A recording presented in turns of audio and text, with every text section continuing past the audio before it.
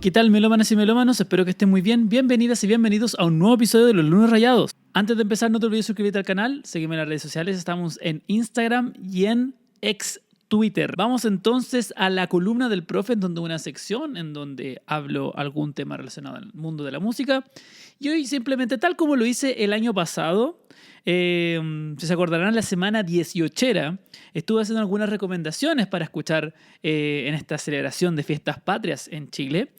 Y este año voy a hacer lo mismo. Voy a recomendar más discos, porque pasa mucho de que, claro, conocemos a algunos de los próceres del folclore y muchas veces conocemos de nombre, una canción aquí y allá, pero ¿qué pasa con los discos? ¿Dónde están los discos que quiero escuchar para este 18? No quiero una playlist, quiero un disco, una larga duración, porque aquí en este canal, El Profesor Rayado, hablamos de discos, hablamos de música, ¿no?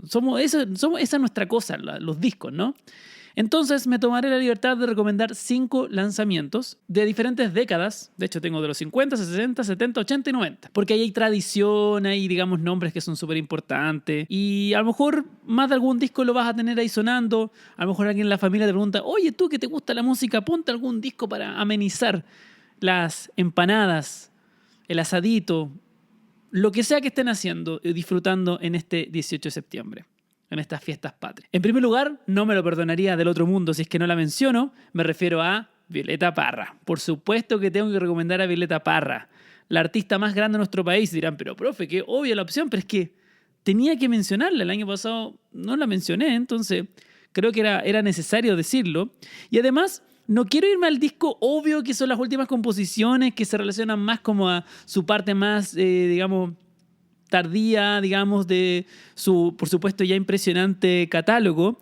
Vamos al origen del origen de Violeta Parra, el disco El Folclor de Chile, que tiene varios volúmenes, pero el primero, del 57, ese disco, escúchalo, porque es el rescate del sonido campesino, del folclor chileno puramente tal, y eso te puede llevar a meterte de lleno en Violeta Parra. Cuando uno se mete en Violeta Parra, les recomiendo mucho eso. A lo mejor hacen ese ejercicio esta semana. Puedo acompañarles en ese ejercicio. Uno se da cuenta de su desarrollo como artista. Y es una discografía maravillosa. Y uno se encuentra de muchas cosas y uno se queda muy impresionado de su forma de cantar, de sus canciones, de sus líricas, de su forma de tocar. Es impresionante, Violeta Parra. Uno nunca termina de sorprenderse. Así que ahí, a lo mejor, te metes un poco más de lleno en lo que es Violeta Parra como artista. Ya, para no extenderme tanto, vamos al siguiente nombre. Me refiero al Conjunto Cuncumen. El Conjunto Cuncumen es también del año 60, 50, 60 y un poquito de los 70 también. Y es un grupo que estuvo dirigido por Roberto Alarcón, me parece, y que también tuvo entre sus filas ni más ni menos al señor Víctor Jara. Así que para que tengan una idea del perfil de artistas que fueron parte del Conjunto Cuncumen. Y tienen un disco del año 61 que se llama Folklore por el Conjunto Cuncumen. Y que se orientan a hartas cosas, y algo de tonada acá, más melódico, que a mucha gente le gusta mucho estas armonías de voces. Es más preciosista en ese sentido, pero es un muy lindo trabajo. Creo que está en YouTube. No sé si está en Spotify. La verdad es que no verifiqué, pero encontré que está en YouTube y dije, ya YouTube lo tiene todo el mundo. Al menos si estás viendo este video, puedes ver YouTube. Entonces, revisa ese. Puede ser algo más bonito, le puede gustar, tomando té con la abuelita. Bueno, después quería buscar algo andino y no podía no mencionar a Inti Illimani, el disco Cantos de Pueblos Andinos, el volumen 1, que es del año 75. Aquí tienes como el otro lado más de búsqueda de sonoridades del norte de Chile. Del norte de Chile, que tiene, por supuesto, influencias de otras civilizaciones. Es muy interesante explorar eso. Escucha ese disco, está muy bien hecho. Inti Illimani, por supuesto, que también es una institución de la música en Chile, pero, por supuesto, a lo mejor puede ser una buena puerta de entrada. Tiene otras cosas que son la nueva canción chilena, autores chilenos que definitivamente son discos súper importantes, pero este Canto de Pueblos Andinos podría ser una buena cosa para ti. Otro gran nombre de otro disco súper interesante que puede ser de su interés es el disco de Roberto Parra, Cuecas del Tío Roberto. O sea, si te gustan los tres, aquí tienes el gran patriarca de los tres, el gran prócer, el ídolo de los tres. O sea, Álvaro Enríquez nombra a Roberto Parra siempre que lo entrevistan. Las cuecas que toca los tres son de Roberto Parra, es como su gran influencia. Escucha ese disco Cuecas del Tío Roberto, que fue relanzado por el sello Alerce y que suena súper bien. Y con mucho sentido del humor, quieres una cosa un poco más jocosa en ese sentido, escúchate a Don Robert, que en paz descanse. Y el último nombre que les quiero mencionar, un gran cantante que también falleció, que en paz descanse, el señor Patricio Mans. Hay un disco en vivo de Patricio Mans que se llama En Chile, del año 90. Me parece que también es del sello Alerce. Sello Alerce, por supuesto, se movió mucho con respecto al folclore y digamos, a las canciones, digamos, de protesta. Muy interesante en ese sentido. Y Patricio Mans era una gran voz en ese sentido. Tiene una voz preciosa en su momento. Tiene canciones muy famosas, por cierto, y en esta versión en vivo toca hartos covers y cosas así, pero puede ser también una muy buena escucha en ese sentido. Es bien extenso, así que puedes tener una grata tarde escuchando este disco. Así que ahí tienes 5 lanzamientos, quizás no los conocían, para un poco meterse un poquito más en el folclore, que es una cosa maravillosa. Aquí obviamente me enfoco en música popular, así como en rock, en pop, en indie, en metal, hip hop y cosas así. No hablo tanto de folclore como quisiera, pero aquí quiero darme la oportunidad de hablar un poco de estos grandes nombres de nuestra historia, que también es muy importante para conocer otros ritmos. Vamos entonces a la siguiente sección que se llama Escucha Esto, en donde recomiendo un lanzamiento nacional, y el día de hoy voy por 3. Voy por 3 lanzamientos. En primer lugar, quiero recomendarles este disco de Yamanza Podrido, El Año del Sapo. Este es el nuevo trabajo del señor Raimundo Pinto, mi tocayo, y conocido por este proyecto avant-garde metal llamado Yamanza Podrido, que en 2020 me atrapó completamente por su fascinación de hacer ruidos, riffs, gritos guturales con una excentricidad que nunca había visto en Chile, jamás. Mi tocayo además tiene otros proyectos, es una persona que no para de hacer música. Por ejemplo, tiene un proyecto que se llama Triceraptor Loy Carnage, tiene un proyecto No Estaba Muerto, que lo realiza con quien les habla, y recientemente Matar a Grax, donde apunta a un sonido de swankcore, que también comenté este año, entonces está imparable. Pero hace rato que quería algo de Yamanza Podrido, y regresa con todo, manteniendo esa esencia de avant-garde metal, esta cosa experimental de metal, mezclando todas las versiones del metal más furioso posible, con lo que sea que venga a la cabeza de Ray. Y en menos de media hora tenemos canciones donde recorre terrenos sónicos súper disonantes y con paisajes muy raros, muy intensos, por cierto. Desde el tema homónimo al álbum El Año del Sapo, como también los dos últimos temas, que se llama El Día del Sapo, o también Mandinga, donde también Ray muestra su gran capacidad de grito.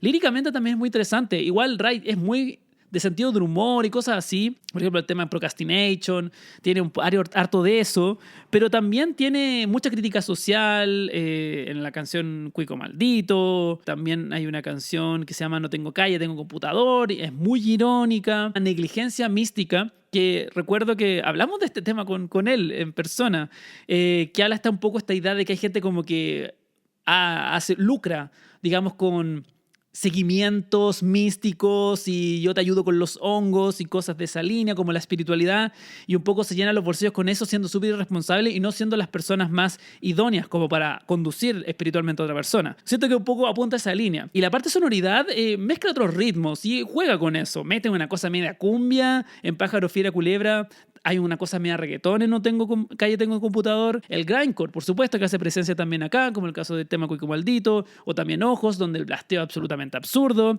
También hay elementos de new metal, hay partes que me recuerdan mucho a Korn, tal cual como fue en el primer trabajo, donde hace una cosa más hablada o desesperada, más caótica. Entonces creo que en 26 minutos la aprovecha así, pero al máximo. Y muestra lo excéntrico que puede ser Yamanza Podrido, pero al mismo tiempo lo visceral, lo poderoso y al mismo tiempo crítico y ácido. Y por cierto, muy, muy atento a muchas cosas, la verdad. Así que las personas que quieren escuchar un metal realmente como que ir más allá sobre todas las cosas, creo que Yamanza Podrido se mantiene como el gran referente en ese sentido. Así que otro gran disco de Yamanza Podrido. Otro retorno, pero un retorno debut, digámoslo así, que es el EP homónimo de El Último Juan. Este es un cantautor llamado J. Ampuero, que quizás le conocen de otro proyecto anterior, que es el grupo Técnicas Manuales. Y luego de la separación, J. Ampuero se dedicó más que nada al diseño, a los dibujos, que es una cosa que él realmente domina muy bien. Pero ya estaba bueno que volviera a la música y en este caso regresa con este proyecto El Último Juan. Había tenido algunos lanzamientos como singles, algunas tocatas en vivo.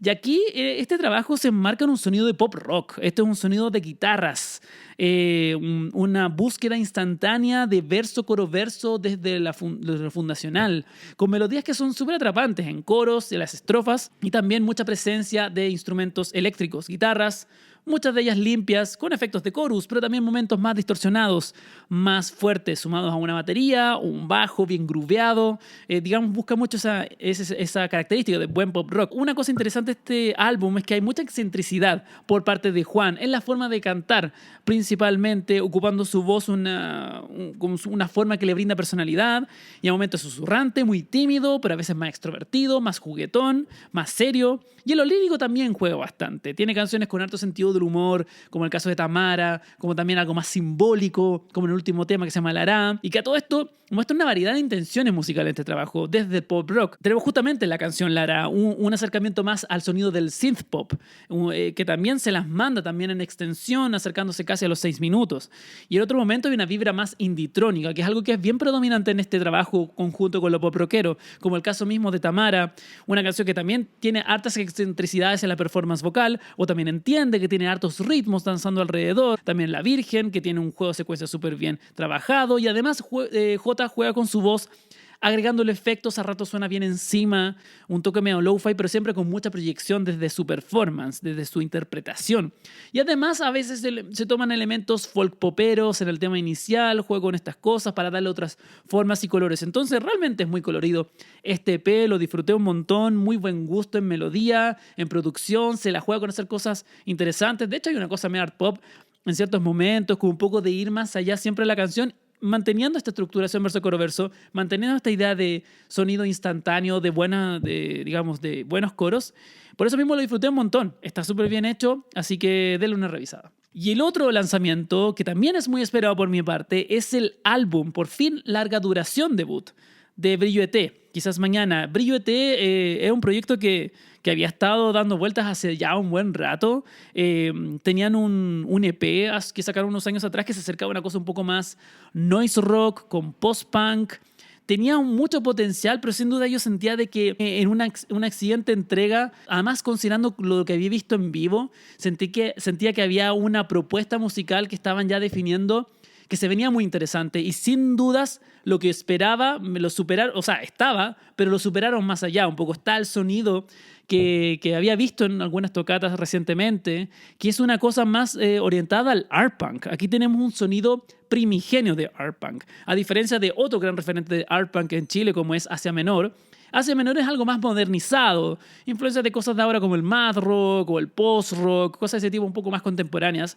Aquí tenemos el sonido directo del art punk primigenio, que van a un motivo que se va repitiendo constantemente, con base rítmica hecho con un drum machine, un bajo imparable, una guitarra angular que se acerca a cosas como pereubu. Acá la voz es súper rítmica, no es muy melódica. Hay momentos donde es melódica, pero definitivamente se va más hacia lo rítmico. Formas de escribir que son mucho más precisas y efectivas. Y yo diría que ese es el gran progreso del trabajo anterior. El trabajo anterior yo sentía de que tenía esa debilidad en la parte como vocal, en cuanto a performance, en cuanto a líricas, y creo que acá realmente subieron el perfil y direccionaron mucho mejor, haciendo una cosa mucho más afilada, mucho más punzante, mucho más ácida, también en términos como de las líricas que quiere evocar.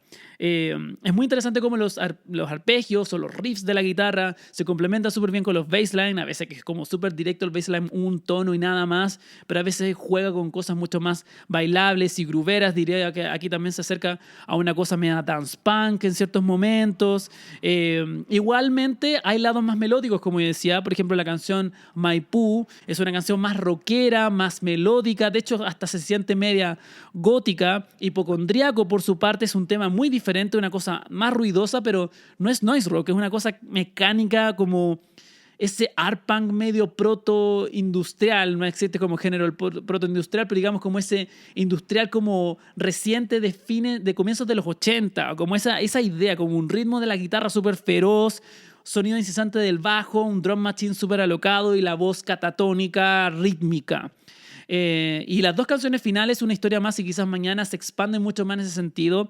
De hecho, tomando unas cosas un poco más rockeras también, como en la canción Maipú, pero aquí también más expansivas, pero también con diferentes secciones. Diría justamente la canción Quizás Mañana es como el gran clímax y la gran obra, el gran golpe en ese sentido, en cuanto como a composición, una cosa un poquito más densa en ese sentido. Entonces está increíble este trabajo de Brillo ET. Realmente creo que este es el golpe que estábamos esperando de esta banda y creo que consiguieron una forma de hacer música que por cierto tiene mucho tiempo, pero creo que la hacen propia en su lenguaje, en su ejecución, y por lo mismo el producto es fascinante. Así que más que recomendado este disco de Brillo ET. Vamos entonces a la siguiente sección en donde les muestro lo que escuché esta semana, y en el 3x3 que van a ver a continuación en pantalla tienen 9 lanzamientos chilenos. En este caso partimos con Portugal.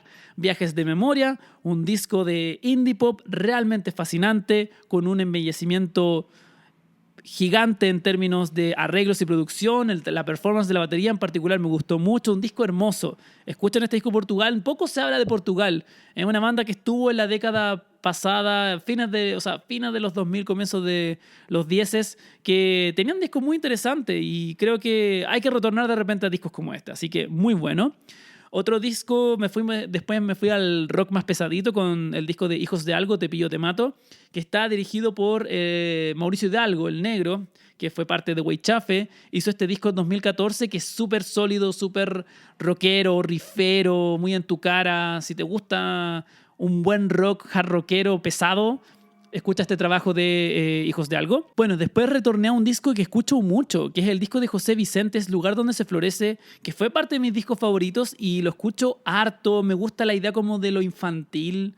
Siento de que cuando escucho música un poco más como orientada a lo infantil, se evocan emociones que no se escuchan en otros géneros musicales.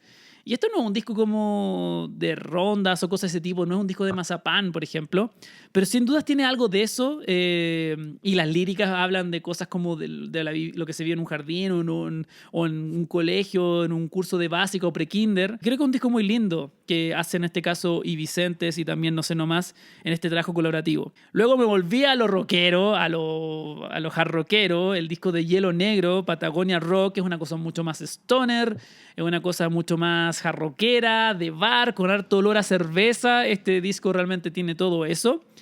Y de ahí me volví al hip hop. En el caso de La Pose Latina, Poseídos por la Ilusión, un gran clásico. Yo diría que este disco eventualmente va a estar en mi semana de clásicos porque es uno de los primeros discos de hip hop y tiene harta de esta fuerza como Public Enemy. Mucha influencia del Public Enemy de los primeros discos. Tardío en cuanto a ese sonido, pero creo que lo representan muy bien. Y en cuanto a la performance, está súper bien hecho. Las bases son interesantes, así que es un buen disco. De ahí me fui al mundo del jazz.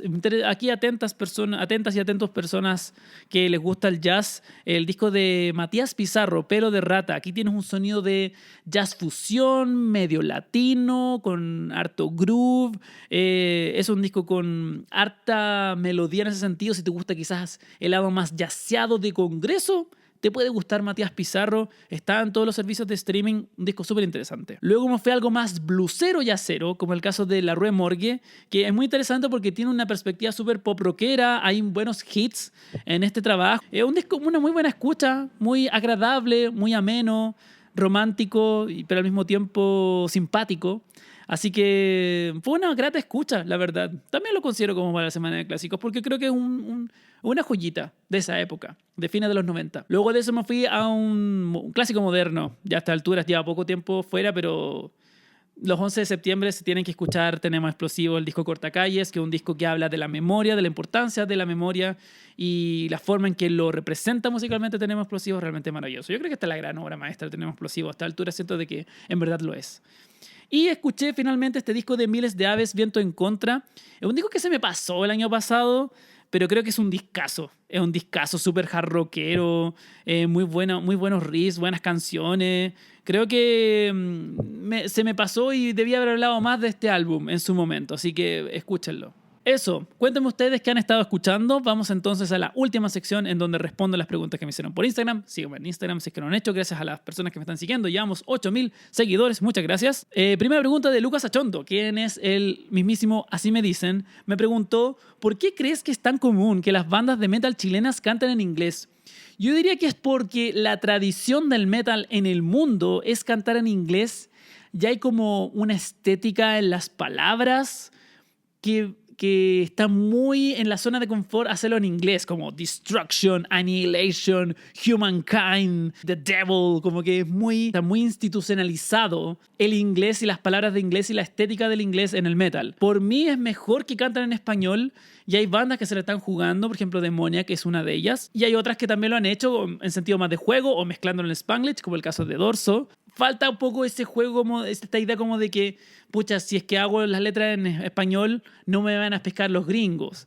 Pero yo creo que con el tiempo eso se va a ir yendo. Yo tengo fe de que de a poquito cada vez hay más bandas que se la juegan en ese sentido, así que es cosa de tiempo. Segunda pregunta de Saco-Cacha. ¿Cuál es el disco chileno de los últimos años que va envejeciendo como el vino?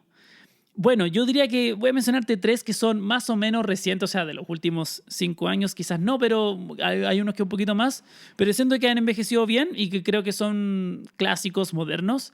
Uno de ellos es el de Puyo y la Fantasma, Anticuecas Subterráneas, que por cierto creo que sale nuevo disco esta semana, así que de todas maneras lo voy a reseñar la próxima. Anticuecas Subterráneas creo que es un disco que ha madurado muy bien y que se ha confirmado de que es una propuesta musical realmente fascinante.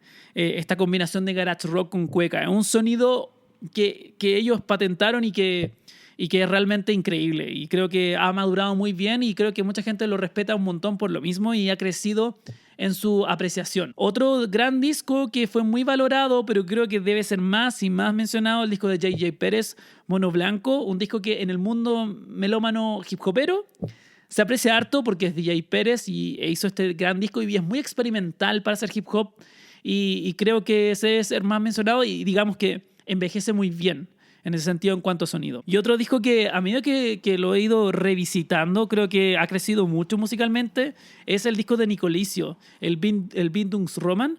Es un disco súper fascinante, si es que no lo han escuchado, denle una revisada, y creo que la propuesta que él tiene es súper densa y por lo mismo debe ser muy bien revisada. Así que denle una visita a ese disco. Eso, vamos entonces a la última pregunta de Jorge Bolton.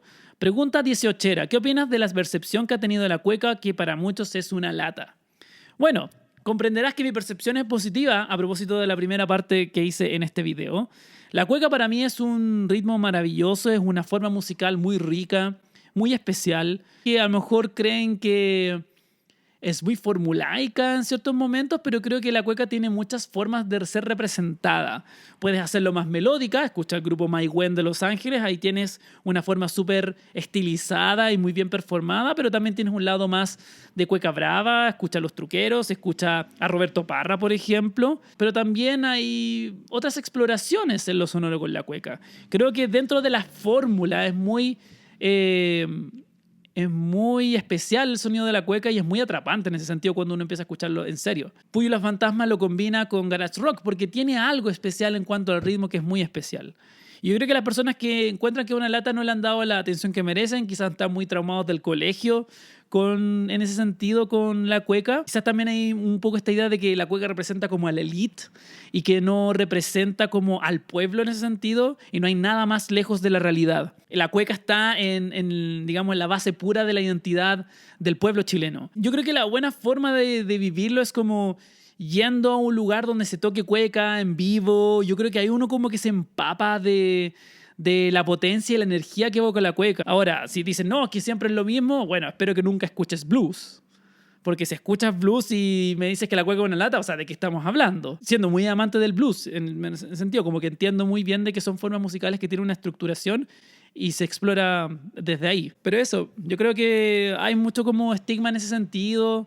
Pero igual, tampoco digo que a todos les debe gustar la cueca. El argumento finalmente es como, no, que si creo que es una lata, no sé. Ahí yo creo que tiene que ver quizás con la cueca que has escuchado hasta ahora. Bueno, eso, lo voy a dejar hasta aquí. Muchas gracias por ver este video. Si es primera vez que ves este canal, considera suscribirte. Y bueno, muchas gracias por ver este video. Pásenlo muy bien, cuídense un montón y nos vemos la próxima semana.